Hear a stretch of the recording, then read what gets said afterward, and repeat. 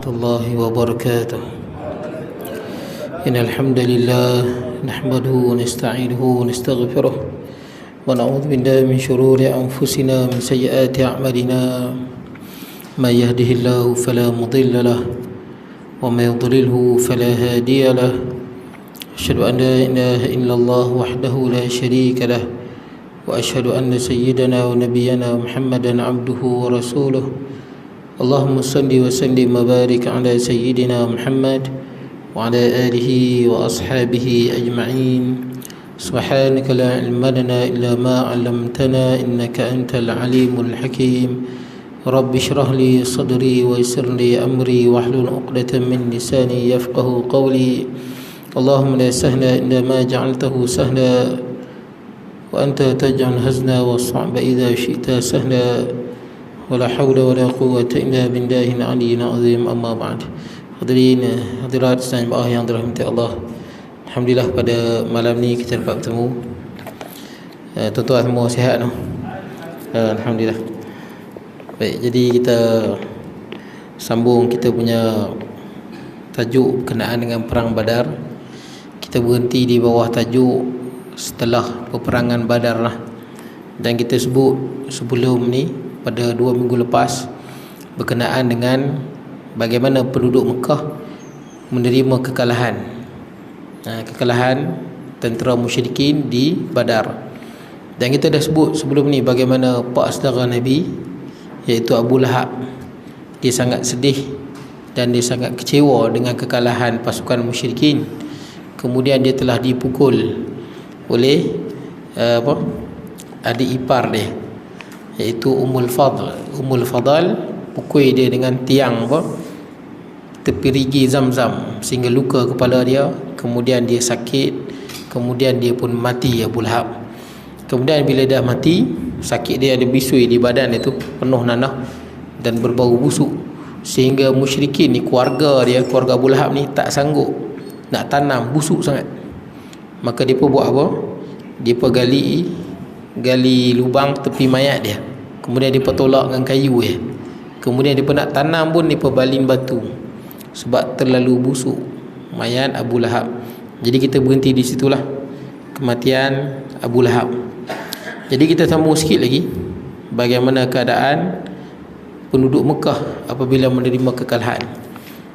Baik, jadi penduduk Mekah di sini tuan-tuan, geng-geng musyrikin lah, kerana Nabi SAW dan para sahabat dia berada di Madinah. Baik, qala musannifu rahimahullahu ta'ala wa nafa'na bi ulumi fid darain, kata mengarang, begitulah penduduk Mekah menerima khabar kekalahan di medan perang Badar. Jadi bila terima ni sedih sangatlah. Itu dalam Quran sebut, ingat sepanjang sejarah umat Islam daripada zaman Nabi Adam sampailah hari kiamat, pada zaman berbagai peperangan, pertembungan antara kebenaran dan kebatilan. Kalau kita tengok sejarah umat Islam, perang salib 1, perang salib 2, perang Hunain, perang Badar, perang Khandaq, perang Yarmuk, macam-macam perang.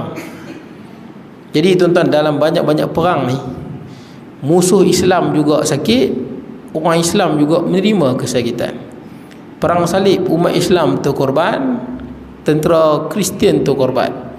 Waktu pembukaan kota Konstantinopel, Muhammad Al-Fatih, tentera Islam ramai terkorban, tentera Kristian juga ramai terkorban. Jadi dalam Quran sebut dah, bila berlakunya pertembungan antara hak dan batil, yang hak kena berkorban, yang batil juga berkorban. Tapi apa beza dia?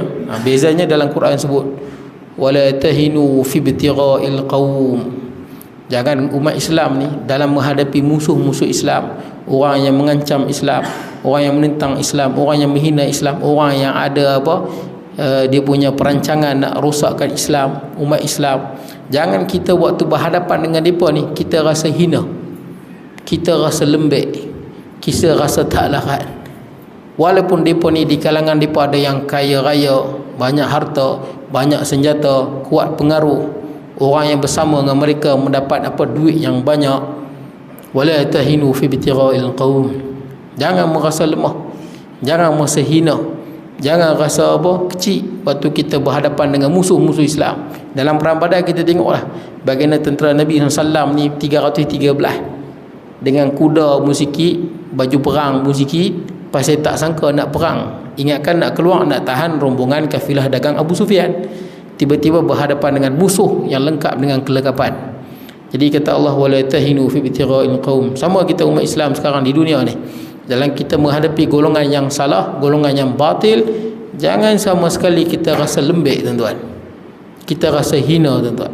Jangan rasa. Kenapa? Innakum ta'lamuna fa innahum ya'lamuna kama ta'lamun. Sesungguhnya kamu sakit, sesungguhnya kamu sakit, innakum ta'lamuna innahum ya'maluna kama ta'lamun. Sesungguhnya depa juga rasa sakit. Macam ni, depa rasa kalah, rasa kematian, kerugian harta benda, depa juga rasa. Kama ta'lamun, seperti mana orang yang perjuangkan merasai benda tu. Orang yang menentang Islam, dia akan merasai kekalahan. Dia akan merasai kesedihan. Dia akan merasai kehilangan jiwa dan harta. Seperti mana umat Islam rasa. Tapi apa beza dia? Wa tarjuna minallahi ma la yarjun. Kita umat Islam, kita berharap pada Allah, sedangkan orang yang di pihak yang batil, di pihak yang sesat, dia pun tak berharap pada Allah. Baik, jadi ini pengajaran yang nampak. Jadi daripada dalam keadaan sedih lah. Baik, bahkan mereka melarang untuk meratapi orang-orang yang mati terbunuh. Dia pelarang. Padahal ini budaya Arab. Arab ni biasalah, kalau dia sedih ni dia tampak-tampak muka, dia koyak-koyak baju. Itu Nabi larang tu. Laisa minna man latamal khudud wa syaqqal juyub. Nabi larang. Bukan di kalangan umatku yang bila ditimpa musibah tampak pipi, koyak baju. Orang Melayu tak buat lagu tu, tapi orang Arab ni biasa lah benda tu. Latamal khudud, latam. Nabi tak mengaku umat. Kadang-kadang orang Arab tu kadang-kadang masih ada lagi. Tuan-tuan tanya Ustaz Tahiri, tuan-tuan. Ustaz Tahiri mengajar sini. Kadang Ustaz Tahiri puji juga orang Melayu ni. Kadang-kadang orang Melayu ni bila marah ni, kita taklah sebut yang bukan-bukan sangat. Kalau Arab ni kadang-kadang disebut bukan-bukan. Dia panggil macam-macam, dia panggil Ibnu Syaitan, anak syaitan, Ibnu Lis, anak pencuri, Himar, Ibnu Himar, anak Khaldai. Kalau dia marah kat adik-anak dia, yang tu disebut. Orang tanya doktor-doktor yang pernah pergi hospital di Arab tu. Kalau orang Arab, bukanlah semua tuan-tuan, tapi banyaklah lagu tu nak banding dengan kita ni. Kalau dia masa-masa bersalin, sakit dia nak bersalin anak dia tu, dia maki hamu laki dia. Pasal laki dia menyebabkan dia sakit nak bersalin, maki hamu laki dia. Bukanlah, ada budaya tu ada. Di Melayu susah lah di Malaysia ni, tapi dia tu ada lah perangai lagu tu. Jadi Nabi dah sebut dah, kalau bagi luka-luka badan, pukul-pukul badan, yang ni ratus-ratus kali ganda bukan daripada umat Nabi SAW. Tampak pipi pun Nabi tak mengaku. Laisa minna man latamal khudud, bukan di kalangan umatku yang tampak pipi dia. Syaqqal juyub, yang koyak-koyak baju dia. Tapi dalam perang, yang ni budaya Arab, dia memang begitu. Tapi dalam perang Badar ni dia tak bagi. Orang musyrikin ni biasanya memang dia berbuat pun, tampak pipi lah, koyak baju lah, memang biasa. Tapi dalam perang Badar dia tak bagi. Dia larang, dia haramkan. Penduduk Mekah masa ni haramkan. Pasal apa dia haramkan? Agar mereka tidak semakin terhina, dicerca oleh orang Muslim. Pasal itulah. Pasal kalau kita buat tampak-tampak pipi, koyak-koyak baju, nanti orang Islam tengok kita macam leceh. Macam tu lah tuan-tuan. Leceh sangat lah. Padan muka ke apa ke. Itu disebabkan dia nak jaga maruah dia, jadi dia haramkan. Tak boleh, jangan buat. Kita kena jaga standard kita. Jangan tangkap pipi, jangan koyak baju. Baik, kita orang Islam tak boleh buat lagu tu lah. Kematian siapa-siapa pun kita tak boleh meratapi. Malah ada hadis yang sahih sebut mayat itu terseksa dengan ratapan ahli keluarga dia. Ada hadis sebut kan. So dia kalau kita ratap lagu tu lah. Terseksa ni bukanlah nanti dia azab kubur. Maksud dia perbuatan itu mengganggu tuan-tuan. Perbuatan itu, kecuali si mayat ni pesan dah, kalau aku mati nanti hampa tolong ratap kat aku, tampak-tampak pipi, itu memang dia akan diseksa kerana perintah dia. Tapi kalau si mati ni orang yang baik, tapi ahli keluarga dia yang tampak-tampak pipi, koyak baju, perbuatan itu ganggu dia dalam kubur. Iyalah, si mati, amalan kadang-kadang dia tahu amalan dengan izin Allah. Bagaimana amalan ahli keluarga dia. Jadi perbuatan ahli keluarga dia tu sampai pada dia, perbuatan buruk tu. Dan perbuatan buruk tu mengganggu jiwa dia, tak tenteram dia dalam kumuk kerana perbuatan buruk ahli keluarga dia. Yang ini meratapi dia. Walaupun ada perbincangan panjang lah hadis tu, ada sebagai ulama yang tolak dan sebagainya. Ala kulli hal itulah makna dia. Baik, kemudian dalam perang Badar ini Al-Aswad bin Al-Muttalib kehilangan 3 anaknya. Nampak? Ni musuh Islam ni, dia hilang 3 anak dia, mati tu korban. Kerana buta, dia lebih suka menangis nasib yang menimpa mereka. Jadi dia buta, Al-Aswad bin Al-Muttalib buta, dia menangis je lah, sedih pasal kematian anak dia. Pada satu malam dia terdengar suara ratap nangis. Jadi satu malam Al-Aswad bin Muttalib ni dia dengar orang meratap. Dia menangis duduk kat rumah dia je. Al-Aswad bin Muttalib dia menangis senyap-senyap kat rumah, sebab dia tak boleh menangis di tempat orang ramai, nanti kena marah. Nampak leceh lah kita kalah. Jadi dia mengutuskan pembantunya dengan katanya, lihatlah apakah meratap menangis memang diperbolehkan. Jadi Al-Aswad pun tanyalah pada pembantu dia, pergi tengok siapa meratap ni. Adakah pasukan Quraisy musyrikin ni benarkan meratap? Kalau benarkan meratap, dia nak meratap lebih lagi lah. Baik. Apakah orang-orang Quraisy menangisi meratapi mereka yang terkorban? Kerana aku pun meratapi Abu Hakimah anaknya, kerana kelopak mataku sudah hampir terbakar. Dia pun menangis pasal anak dia lah. Dia rasa panas di kelopak mata dia, anak dia yang bernama Abu Hakimah. Kalau Quraisy nak meratap, dia pun nak meratap lebih lagi lah. Sebab setahu dia Quraisy larang. Baik, setelah selesai menyiasat perkara sebenar, pembantunya kembali semula berkata, yang menangis itu adalah seorang wanita yang meratapi untanya yang telah lepas. Seorang wanita yang meratapi untanya yang dah lepas. Memang lumrah lah tuan-tuan. Tuan-tuan, apa-apa saja dalam hidup kita, kadang-kadang benda tu kita terlepas. Terlepas, lumrah. Baru beli kereta, insiden, kita baru beli handset, rosak. Kita beli mesin basuh, rosak. Kadang-kadang dunia memang macam tu tuan-tuan. Tapi jangan meratap. Baik, saya dulu ada seorang sahabat saya, dia beli biodisk. Tuan-tuan tak pernah dengar biodisk ni? Biodisk ni katanya teknologi Jerman, dia macam kacau tu. Kalau tuan-tuan bubuh kat ayak manis, tuan-tuan minum tak bahaya. Kalau tuan-tuan bubuh kat meter, jimat elektrik. Kalau tuan-tuan bubuh dekat petrol, jimat minyak. Tapi benda ni semua pseudoscience. Pseudoscience ni maksudnya tipu ya tuan-tuan. Jual mahal, ribu-ribu, nak beli tu beribu. Baru beli ya tuan-tuan, biodisk tu baru beli je, dia terlepas, jatuh pecah. Beli nak dekat 2,000, jatuh pecah. Oh, dia punya tension tu, kesian lah tengok dia punya meratap tu. Saya pesan pada tuan-tuan dan diri saya, sampai hari ni tuan-tuan, saya duduk dalam ni, tuan-tuan duduk depan saya, banyak dah benda yang berlaku dalam hidup kita ni yang menyedihkan kita, yang merunsingkan kita, yang mengganggu jiwa kita. Tapi sampai hari ni kita masih okey tuan-tuan. Yalah tuan-tuan okey lagi, saya pun okey lagi. Makna dia tuan-tuan apa? Tuan-tuan, kalau kita ditimpa apa-apa benda, jangan fikir sangatlah benda tu, lantak pi lah. Bahasa dia lantak pi lah. Buktinya tuan-tuan, sampai ke malam ni, kalau tuan-tuan kenangkan balik daripada tuan-tuan dulu sampai malam ni, macam-macam benda yang kita tak nak berlaku, dia berlaku. Macam-macam benda lah, kita tak harap berlaku, dia berlaku. Tapi dengan berkat kita sabar, kita tenang, kita masih okey sampai ke malam ni tuan-tuan. Dan saki-baki hidup kita akan datang macam tu lah. Kita akan jumpa benda yang menyakitkan hati kita, benda yang merunsingkan kita, benda yang ganggu fikiran kita. Jangan duk layan sangat. Tuan-tuan fokus pada diri tuan-tuan, tuan-tuan fokus pada benda, fikir pada benda yang bawa kebaikan pada tuan-tuan, buat benda yang bawa kebaikan pada diri tuan-tuan dan agama tuan-tuan. So duk layan benda ni. Nabi SAW ajak lama dah. Dalam satu hadis Nabi SAW sebut, Nabi SAW iza asabathu khasasah. Nabi ni kalau ditimpa kesusahan, susah hati ke, kesempitan ke, da'a ahlahu, Nabi akan ajak isteri dia yang 9. Nabi akan kata solat. Nabi suruh solat. Maknanya kita kalau ditimpa musibah, kita biasanya timpa musibah, kita tension, kita susah hati, kita duk fikir tu bukan selesai pun. kita lagi tension. Nabi ajak kita bila kita ditimpa benda yang menyusahkan kita, buat apa?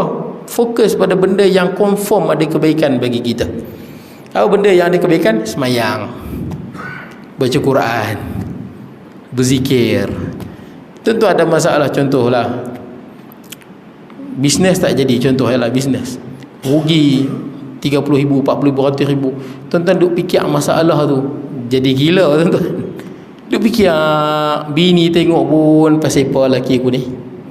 Tapi kalau tuan-tuan macam mana benda dah jadi, tuan-tuan pergi semayang, baca Quran, tuan-tuan berzikir, tuan-tuan akan relax balik, cool down balik. Tuan-tuan dah lalui benda tu dalam hidup tuan-tuan, dan tuan-tuan okey tuan-tuan.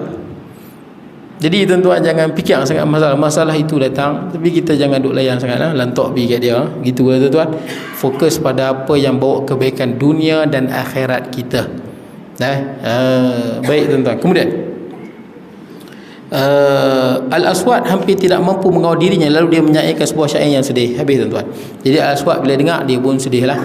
Tuan-tuan nak ratak buat apa? Ingat pesanan Imam Ibnul Jauzi rahimahullah. Imam Ibnul Jauzi ni dia ada bagi satu nasihat dia bagus. Ibnul Jauzi ni seorang ulama yang dikatakan dia kalau dia ceramah lebih 1,000,000 orang dengar. Ibnul Jauzi dia macam Ustaz Zaidrus lah. Kita Ustaz Zaidrus ni pergi mana-mana pun ramai penuh tuan-tuan. Penuh ni Ustaz Zaidrus ni. Saya tengok hebatlah tuan-tuan. Imam Ibnul Jauzi katanya dia pernah ceramah 3 juta orang, 3 juta dengar. Ni cerita bukan sekarang, cerita dulu ni. Di Baghdad sampai 3 juta dengar. Ni pendakwah 1,000,000 umat. Ni bukan 1,000,000 umat, 3 juta umat. Imam Ibnul Jauzi rahimahullah, ulama besar dalam mazhab Hambali, salah seorang ulama dalam mazhab Hambali yang cukup terkenal lah. Baik, terkenal dengan buku dia Talbis Iblis. Buku yang menyingkap bagaimana syaitan menipu manusia. Buku yang menarik lah kalau tuan-tuan boleh baca.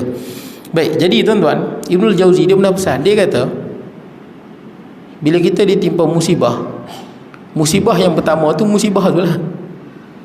Musibah yang pertama musibah tu lah. Kita naik kereta, katakanlah langgak pokok ataupun gostan kena dinding calak, ataupun senirih dengan pagar sagat habis. Itu musibah yang pertama. Tahu musibah yang kedua? Musibah yang kedua kita sedih. Malam tak boleh tidur. Allah, kereta baru beli seminggu dah kena sagat dinding. Seminggu duk fikir. Itu musibah yang kedua. Jangan jadikan satu musibah tu dia di multiple, dia apa? Dia bertambah-tambah musibah tu. Dah tension sangat, anak buat silap, ambil kayu katuk kepala anak, pedarah kepala anak. Musibah yang ketiga. Musibah atas musibah. Duk fikir sangat pasal kereta, bini cakap-cakap sikit marah, bergaduh teruk dengan bini. Kita duk fikir pasal kereta, bini duk meletiak, bergaduh pula dengan bini. Musibah yang keempat. Tuan-tuan jangan tambah musibah. Musibah dah ada, jangan tambah lagi. Itu kata pesanan Imam Ibnul Jauzi rahimahullah. Ingat, sebab kita bila tension orang lelaki, isteri duk main kacau, memang kita nak marah. Satu musibah, jangan tambah lagi musibah yang akan datang. Baik tuan-tuan, sebab tu Islam larang meratap. Meratap buat apa? Kawan meninggal duk meratap. Meratap tu musibah. Kawan dah meninggal, bukanlah ratap tu dia boleh hidup balik. Kereta dah terjun parit, bukan ratap tu dia boleh repair elok balik. Tak. Jangan tambah musibah. Nihayah dia panggil ya. Nihayah dia panggil ya. Niyahah, niyahah. Niyahah itu maksud dia meratap. Kemudian Madinah menerima berita kemenangan. Tadi Mekah sedih. Sekarang ni masa umat Islam pula yang menang. Baik, setelah kemenangan telah nyata berada di tangan orang-orang Muslim, maka baginda Nabi SAW mengutuskan 2 orang untuk menyampaikan khabar gembira itu kepada penduduk Madinah agar mereka turut menikmati kegembiraan bersamaan. Bila dah menang, Nabi utuskan 2 sahabat Nabi nak bagi tahu supaya sama-sama gembira dan bersyukur. Ini yang disebut dalam Quran, wa amma bi ni'mati rabbika fahaddits. Ada orang dia faham bila ada duit bermewah-mewah lah. Bukan itu makna dia. Kalau begitu Nabi SAW orang yang paling bermewah lah. Nabi tak bermewah. Walaupun Nabi SAW pernah ada jubah yang harga dia 33 ekor unta. Ada Nabi. Bukan Nabi beli, orang bagi hadiah. Ialah Nabi ni orang sayang. Nabi orang sayang. Sebab saya pernah sebut kat tuan-tuan kan, kenapa Nabi ni orang sayang sampai orang boleh bagi baju. Tuan-tuan, unta kalau kita kata 10,000, kalau 33 ekor unta ni sama dengan 330,000. Nabi pernah ada baju tu 330,000, harga dia 330,000 duit kita. Tapi Nabi bukan beli, orang bagi. Pasal orang sayang sangat Nabi ni. Sebab kita orang Melayu ni kan apa, sibuk dengan apa, minyak dagu, minyak pengasih. Kita nak orang kasih pada kita, pergi mana-mana orang sayang, pergi mana-mana orang hormat. Sebab tu kadang-kadang dia minyak dagu lah, macam-macam benda dia nak. Tapi sebenarnya Allah Azza wa Jalla pernah dalam hadis Nabi dah bagi tahu dah, tuan-tuan nak dikasihi oleh orang ramai ni bukan itu minyak dagu lah apa, ini semua palsu. Jadi tuan-tuan nak dikasihi oleh ramai orang, ingat pesanan Nabi sallallahu alaihi wasallam, idza ahabballahu fulanan da'ahu Jibril. Bila Allah Ta'ala sayang seseorang hamba, Allah Ta'ala panggil Jibril. Faqal inni uhibbu fulanan fa ahbibhu. Sesungguhnya aku sayang hamba ni, hendaklah kau sayang pada dia. Contoh kalau di Semangui ni, contohnya lah, kalau Allah kasih pada contoh Abang Umar, contohlah, kalau Allah kasih pada Abang Umar, maka Allah akan panggil Jibril alaihi salam. Dan Allah beritahu, wahai Jibril, aku kasih pada Umar. Dia akan sebut nama abang, Umar bin Mak Desa. Fa ahbibhu, maka hendaklah kau kasih pada dia. Habis tu lah, maka Jibril pun kasihlah pada Abang Umar. Kemudian Jibril summa da'ahu fi ahli sama, kemudian Jibril buat apa? Jibril akan berseru kepada seluruh penduduk langit. Jibril berseru seluruh penduduk langit ni, yang ramai ni, ramai mana penduduk langit. Tuan-tuan tengok angkasa lepas luas mana. Angkasa lepas luas dia tak tahu nak kata. Saya sebut dalam baru ni apa tafsir kita, luasnya langit bumi ni. Luas langit bumi itu pasti tempat malaikat lah, bilion, trilion, septilion, wallahu alam. Luas banyaknya malaikat. Malaikat ni tak tahu, banyak sangat. Jibril seru, Jibril kata innallaha yuhibbu fulanan fa ahibbuh. Sesungguhnya Allah Ta'ala suka fulan bin fulan, hendaklah hampa semua sayang pada dia. Maka seluruh penduduk langit yang tak berapa bilion, trilion, tak tahu nak sebut dah tuan-tuan, semua akan pakai kasih pada Abang Umar. Kemudian summa yudau lahul qabul fi ahli al-ard. Kemudian Allah letakkan dalam hati penduduk dunia ni senang dengan dia. Tuan-tuan perasan tak, kalau ulama besar, tuan-tuan, ulama mana-mana ulama lah, kalau dia meninggal ni, semua pakat sembahyang jenazah orang. Perasan tak? Orang sayang, tuan-tuan. Tungguru ni Abdul Aziz masa meninggal, tuan-tuan tengok berapa ramai orang pergi, padahal bukan ada hubungan adik-beradik pun. Tak ada hubungan dengan adik-beradik dengan Tungguru ni Abdul Aziz pun, tapi pakat ramai pergi. Ramai. Ustaz Fadlino dulu meninggal kan, berapa ramai tuan-tuan, ramai, pasing-pasingnya ramai sangat, padahal bukan ada apa pun. Allah letakkan dalam hati penduduk dunia rasa sayang, suka. Sebab tu Nabi Muhammad SAW orang bagi macam-macam. Nabi Yunus, tuan-tuan, Nabi Yunus waktu dia bawa diri kan, dia tinggalkan umat dia, dia naik kapal. Kemudian kapal itu nak tenggelam kan, laut bergelora, dan dia pakat buang barang tu lah keluar. Tapi kapal itu masih lagi nak tenggelam. Maka mereka pun undilah, kena terjun seorang ni. Undi kena kat Nabi Yunus. Tapi mereka semua tak sanggup nak buang Nabi Yunus. Padahal mereka bukan tahu tu Nabi. Tak tahu tu Nabi. Nabi Yunus tak kata aku Nabi. Mereka tak tahu kan. Tapi mereka rasa, tak patutlah kita buang dia. Padahal baru kena atas kapal tu ya. Perasaan tu sayang pada dia. Tak sanggup lah nak buang dia. Mereka undi lagi sekali. Padahal boleh jadi kena kat mereka. Boleh jadi kena kat mereka. Tapi kerana sayang melebihi diri mereka, Undi kena Nabi Yunus lagi. Tapi dia pun tak sanggup juga. Tak sanggup lah kita buang dia ni. Undi lagi. Dia pun tak tahu. Yang dia pun tak setuju ni, boleh jadi nanti undi tu kena kat dia. Tapi kerana sayang pada yang Nabi Yunus, dia pun tak sanggup buang. Undi kali ketiga, Nabi Yunus tahu ini ketetapan Allah. Nabi Yunus terjun ke dalam laut. Maka laut terus berhenti bergelora, dan ikan paus biru telan Nabi Yunus. Sama Nabi Muhammad SAW. Orang datang bagi ni, bagi tu, sebab orang sayang, orang suka. Makna dia, tuan-tuan, kalau nak orang sayang, tuan-tuan jaga hubungan dengan Allah. Bila tuan-tuan beramal, tuan-tuan ikhlas. Bila tuan-tuan beramal, tuan-tuan cuba sembunyikan. Jangan cerita. Kadang-kadang pernah saya duduk mana-mana kenduri dengan orang menyembang. Semalam saya ni bangun tahajud. Tak payahlah cerita. Biarlah itu antara hubungan kita dengan Allah. Betul tak? Kita dulu masa kita duk mesej kita punya tunang kita, kita pun tak cerita ke orang. Betul tak? Personal kan?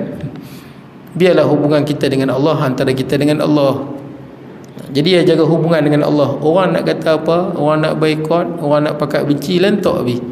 Kerana dunia ni besar, dunia ni luas. Kita akan jumpa berbagai orang, macam-macam orang kita jumpa. Kalau di sini tak terima, di tempat lain boleh terima. Baik, jadi jiwa kita akan jadi besar. Jaga hubungan dengan Allah. Sama juga tuan-tuan, kalau orang jahat sama. Kalau Allah Ta'ala tak suka dengan fulan bin fulan, Allah Ta'ala panggil Jibril, kata aku tak suka fulan ni. Maka Jibril pun tak suka. Jibril pun benci pada dia. Maka Jibril panggil pada penduduk langit, hendaklah kamu benci pada dia. Seluruh penduduk langit benci pada dia.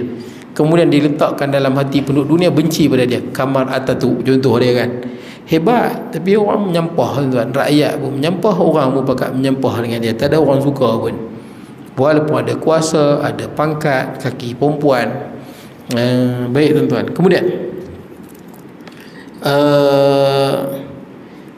Kemudian Nabi SAW utus dua orang sahabat ni nak menyampaikan khabar gembira, berita gembira. Supaya apa? Semua pakat bersyukurlah. Tentu ada rezeki lebih, tuan-tuan bagilah pada orang yang tidak berkemampuan.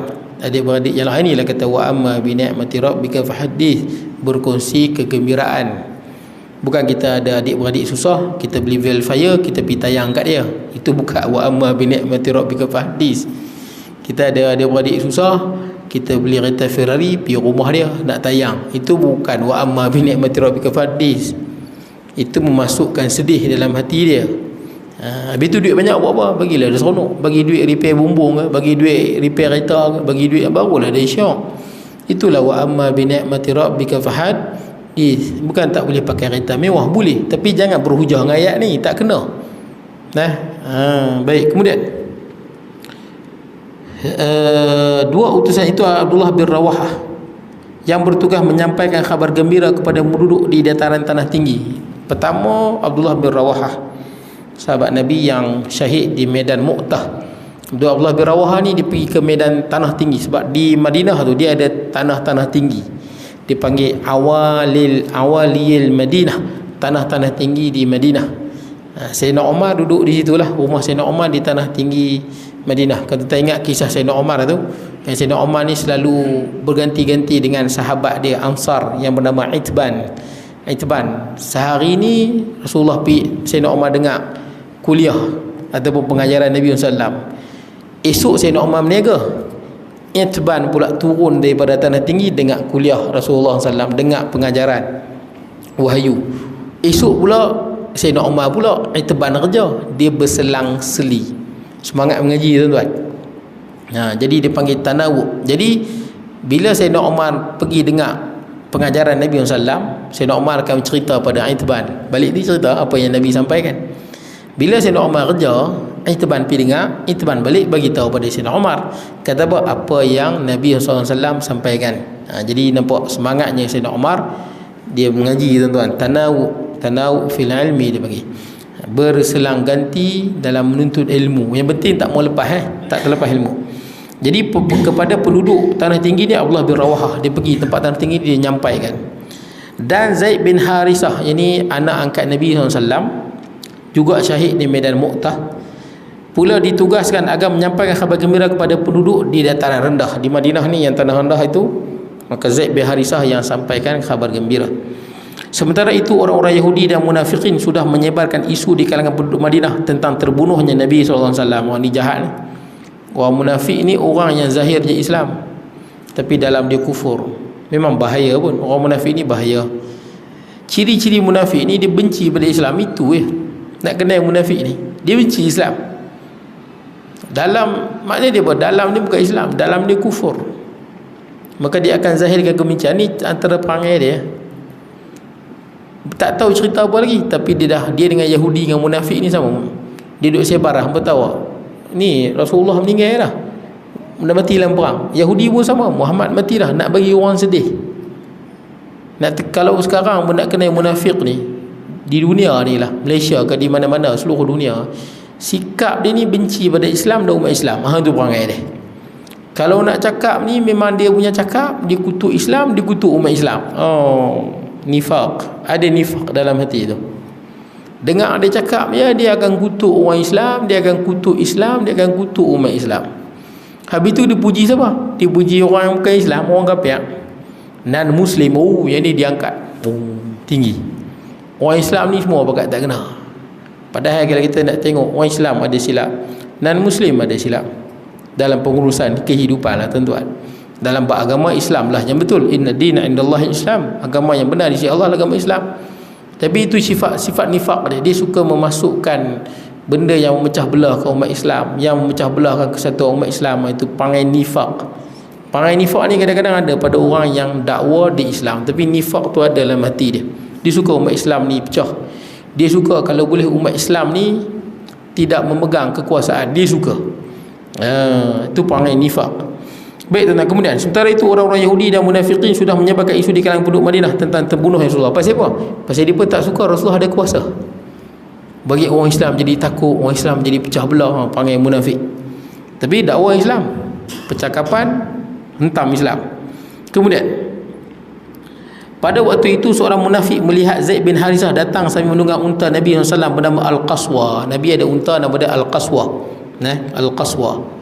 Jadi munafik ni dia nampak aja Zaid bin Harithah balik, maka dia pun bercakap dengan suara yang tinggi. Bila nampak Zaid bin Harithah naik unta Nabi sallallahu alaihi wasallam, Muhammad telah terbunuh.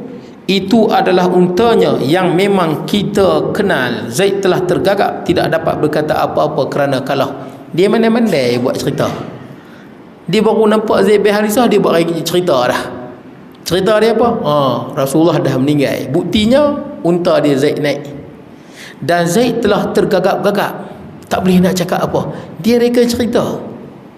Pasal apa? Supaya orang jadi sedih, orang jadi takut, supaya Rasulullah tidak lagi menguasai Madinah. Pangai dia. Ni pangai nifaq, pangai munafik. Benci pada umat Islam dan kebangkitan Islam. Kemudian setelah dua utusan ini benar-benar sudah tiba, orang-orang Muslim mengelilingi mereka. Tadi dia Yahudi dengan munafik ni duk sebar supaya umat Islam ni berpecah belah. Tapi alhamdulillah lah, kerana sahabat Nabi ni dididik oleh Nabi, mereka ni tak goyang lah dengan cerita-cerita mengarut yang disampaikan oleh golongan munafik dengan Yahudi. Bila dua orang sahabat Nabi ni, yang Abdullah bin Rawahah dengan Zaid bin Harithah radhiyallahu anhuma telah datang, mereka pergi jumpa, nak tanya kan cerita yang sebenar. Baik, jadi janganlah kita terus apa-apa benda terus kan Quran sebut ya ayyuhalladzina amanu in ja'akum fasiqun binaba'in fatabayyanu. Kita kenalah tabayyun tuan-tuan. Apa-apa benda yang kita dengar tabayyun. Sungguhkah lagu tu, dengar orang cerita, tahu dia ni bagus, betul tak? Tok guru ni bagus, alim ulama ni bagus, ustaz ni bagus, tiba-tiba ada orang cerita bukan-bukan, jangan terima. Apa hukum dia? Hukum dia berdosa. Kerana Quran kata fatabayyanu, tidak, tabayyun dulu. Pergi jumpa alim ulama dulu, pergi jumpa tuan guru dulu, pergi jumpa ustaz dulu, tanya betul ke cerita lagu ni. Bukan kita pergi terima dan kita mandai-mandai buat hukum. Hukum dia berdosa tuan-tuan. Sekalipun yang kita sangka itu betul, sekalipun yang kita sangka itu betul, tak boleh, sebab mesti tabayyun dulu. Kemudian setelah dua utusan itu benar-benar baik, sehingga mereka yakin benar tentang kemenangan pasukan muslimin, kegembiraan terus merebak ke seluruh pelosok Madinah dengan suara takbir dan tahlil. Bila dia dapat berita kata menangnya Nabi SAW di medan Badar, maka semua pakat Allahu Akbar, Allahu Akbar, la ilaha illallah, la ilaha illallah, wallahu akbar. Semua pakat bertakbir. Bergemalah di Madinah takbir kegembiraan. Seronok ucap benda tu. Masa ni tuan-tuan, orang Yahudi dengan munafik sedih sedih, malu semua ada tuan-tuan. Kemudian kegembiraan terus merebak ke seluruh pelosok Madinah. Dengan surat takbir dan tahlil, para pemuka muslimin yang berada di Madinah segera pergi ke jalan menuju ke arah Badar, bersiap-siap untuk menyambut kepulangan Nabi SAW atas kemenangan dan perangan itu. Jadi banyak tentera pasukan-pasukan muslimin ni. Kenapa ramai tuan-tuan? Sebab tuan-tuan ingat awal peperangan kita dah bincang beberapa bulan yang lepas, Nabi SAW dengan 313 sahabat Nabi ni keluar daripada Madinah nak tahan kafilah dagang Abu Sufyan. Mereka ada dalam 10 orang tak ramai pun, 10 orang bawa harta yang nilai dia 5,000 dinar, besar nilai dia. Jadi setakat tak ramai, keluar 300 pun boleh dah nak tangkap dia pun ni. Rupa-rupanya Abu Sufyan ni tahu, dan Abu Sufyan berjaya melepaskan diri kan, dia guna jalan laut. Bila Abu Sufyan berjaya melepaskan diri, Abu Sufyan minta tolong Abu Jahal. Maka Abu Jahal kerahkan tentera dengan lengkap berkuda, baju perang dengan unta, semua ada. Maka keluar nak apa? Selamatkan kafilah dagang ni. Ingat dia cerita dia. Kafilah dagang ni dah selamat. Abu Sufyan suruh mereka balik, jangan perang. Malah seorang yang terbunuh tu kan, yang cerdik sikit, yang bernama apa? Utbah bin Rabi'ah. Utbah apa?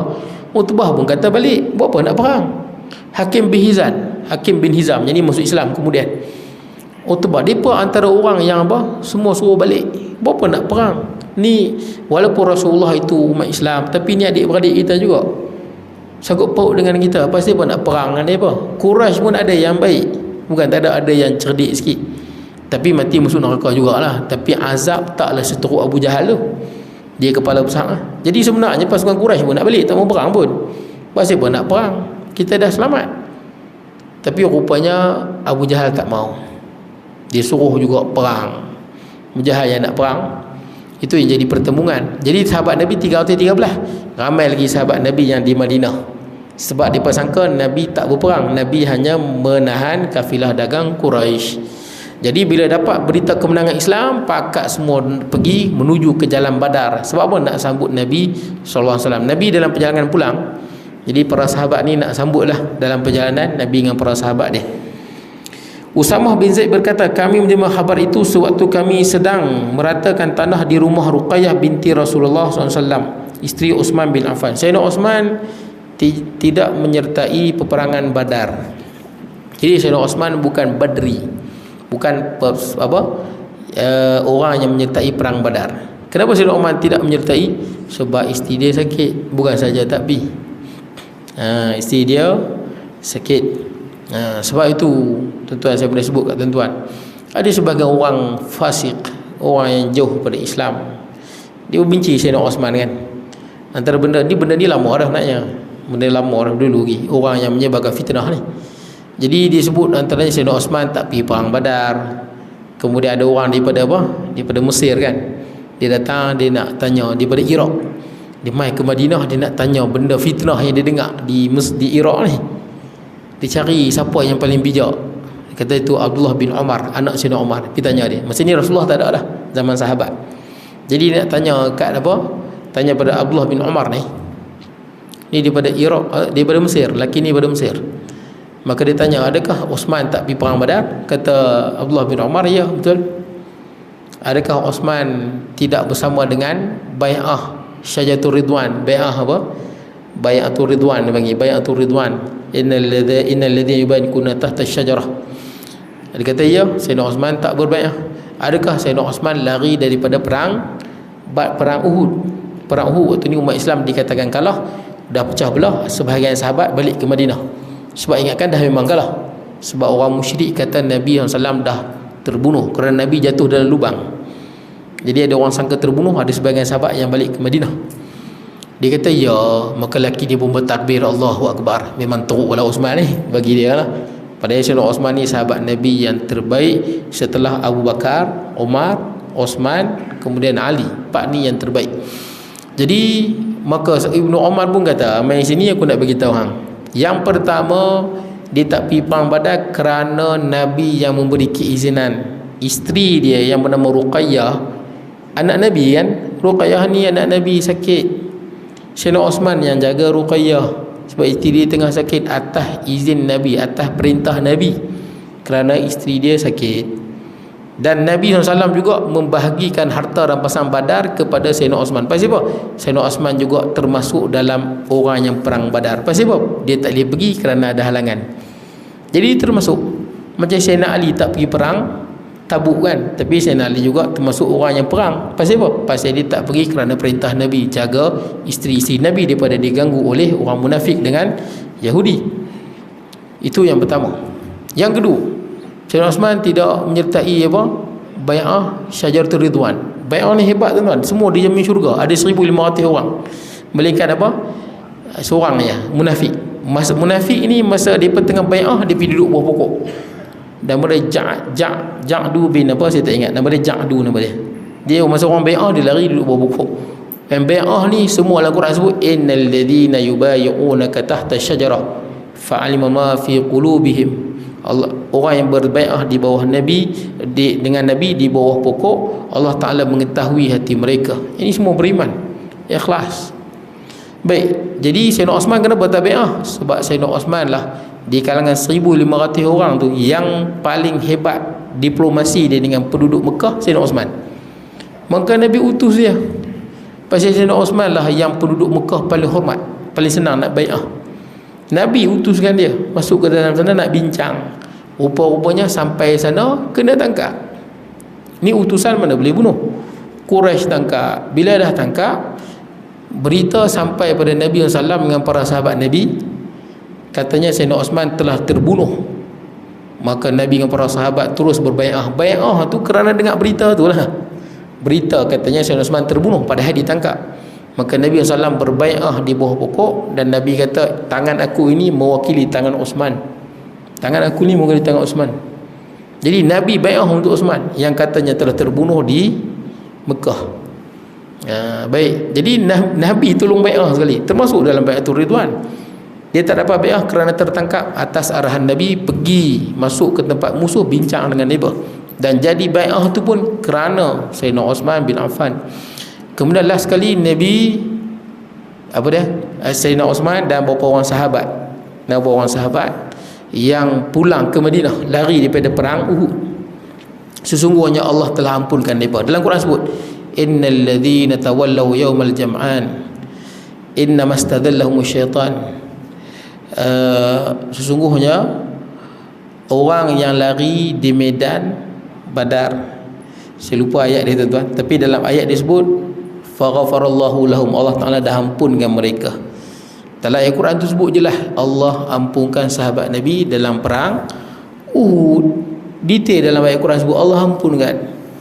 Jadi selesai. Bila Allah Ta'ala dah sebut ampunkan, apa kita nak ungkit lagi? Allah maafkan dah. Habis semua tuan-tuan. Itu Sayyidina Osman bin Affan. Baik, jadi tuan-tuan, sama juga ni Sayyidina Osman tak pergi, tapi Nabi SAW bagi juga sebahagian pembahagian harta rampasan perang kepada Sayyidina Osman. Dapat juga. Sayyidina Osman tak pergi kerana ada halangan. Baik, sebab tu Nabi SAW kata tu ingat dalam perang Tabuk. Perang Tabuk ni jauh, memerangi Rom. Nabi SAW, Nabi bersabda dalam perang Tabuk, Nabi kata inna qauman inna bil Madinah aqwaman, sesungguhnya di Madinah tu ada beberapa orang lelaki yang mana tidaklah kita melalui satu lembah, kita melalui bukit bukau, illa syarakuhum fil ajr, melainkan mereka ni berkongsi pahala dengan kita. Hasabuhumul uzr, sesungguhnya di Madinah tu, walaupun Nabi dengan sahabat ni jauh ni perang Tabuk, sampai makan pun pecah bibir, tak ada makannya, jauh nak pergi ke Syria tu, perang yang sukar. Nabi kata tidak ada, sesungguhnya di Madinah tu ada beberapa orang yang mana tidak ada kita lalu satu lembah, kita lalu di bukit bukau, melainkan mereka juga berkongsi pahala dengan kita. Pasal apa? Hasabahumul uzur, kerana mereka dihalang oleh uzur. Antaranya siapa? Sayyidina Ali tak pergi perang kerana Nabi suruh jaga ahli bait dia. Siapa lagi? Antaranya siapa lagi? Antaranya Muhammad bin Maslamah, yang mana Nabi tugaskan dia pengganti Nabi yang uruskan Madinah. Muhammad bin Maslamah terhalang juga, bukan tak mau pergi, tapi kerana perintah Nabi. Ini juga menjadi khabar gembira bagi orang yang biasa main masjid lah tuan-tuan. Khabar gembira, kalau tuan-tuan ni rajin main masjid, masa sihat lah. Masa tuan-tuan sihat ni, subuh berjemaah, zuhur berjemaah, asar berjemaah, maghrib, isyak, subuh berjemaah. Lepas tu pula lepas subuh dengan kuliah. Tadi ada kuliah subuh? Oh tidak. Kadang-kadang tuan-tuan ada kuliah subuh kan? Kuliah subuh. Lepas tu maghrib pula dengan kuliah. Itulah rutin hidup tuan-tuan. Tak berhenti itulah. Setiap hari dengar kuliah sembahyang jemaah, dengar kuliah sembahyang jemaah. Satu hari tuan-tuan bermusafir, pergi ke Kuala Lumpur ke, tak dapat berjemaah, tak dapat dengar kuliah. Tapi pahala tu dapat tak dapat? Pahala dapat juga. Pasal tuan-tuan tak mai, bukan saja-saja tak mai kerana ada halangan. Lagi beruntungnya kalau sakit. Dah berpuluh tahun duk main masjid dengar kuliah berjemaah ni. Umur 60 sakit stroke ke, tak boleh bergerak. Nak main masjid tak boleh, nak main kuliah tak boleh, semua tak boleh. Selama dia 10 tahun tu, 10 tahun dia tak boleh pergi masjid, umur 70 meninggal dunia. 10 tahun dia tak boleh pergi masjid, tak boleh jemaah, tak boleh pergi Jumaat, tak boleh dengar kuliah. Semua pahala 10 tahun tu, pahala jemaah dapat kat dia, pahala dengar kuliah dapat kat dia. Sebab tu masa sihat kena melazimi tuan-tuan, melazimi. Supaya apa tuan-tuan? Pahala jemaah tu tak hilang. Baik tuan-tuan, dan pahala mengaji tuan-tuan. Pahala mengaji dan pahala berjemaah. Baik tuan-tuan, kemudian tentera Islam bergerak menuju ke Madinah. Tentera Islam bergerak menuju ke Madinah. Ni nak baliklah. Selesai perang, Nabi SAW masih berada di Badar selama 3 hari, duduk 3 hari. Berehat dengan para sahabat Nabi di Badar selama 3 hari. Sebelum meninggalkan medan perang, terjadi perdebatan pendapat di antara tentera Islam berkenaan pembahagian harta rampasan perang. Kenapa jadi perdebatan? Sebab memang orang Arab ni bila perang, harta rampasan perang tu memang dia ambil. Ini perang yang pertama berlaku dan harta rampasan perang yang pertama. Jadi tak tahu lagi hukum macam mana pembahagian ni lagu mana. Apa tuan-tuan? Kita insya-Allah tuan-tuan akan datanglah tuan-tuan kita bincang bab ni, sebab bab ni dia panjang sikit lah. Bagaimana pembahagian harta rampasan perang dalam Islam. Dia bagi pada 5 pecah pada 5, panjang lah. Jadi cukup sekarang tu saya, tuan-tuan jam tuan-tuan mana satu betul ini? Jam TV ke jam hak tu? Hak TV betul ya? Oh okay, TV betul. Oh okay, baik. Jadi cukup sekarang tu. أقول قولي هذا واستغفر الله العظيم لي ولكم سائر المسلمين والمسلمات والمؤمنين والمؤمنات. بسم الله الرحمن الرحيم. اللهم اجعل جمعنا هذا جمعا مرحوما وتفرقنا من بعد تفرقا معصوما ولا تجعل منا شقيا ولا محروما.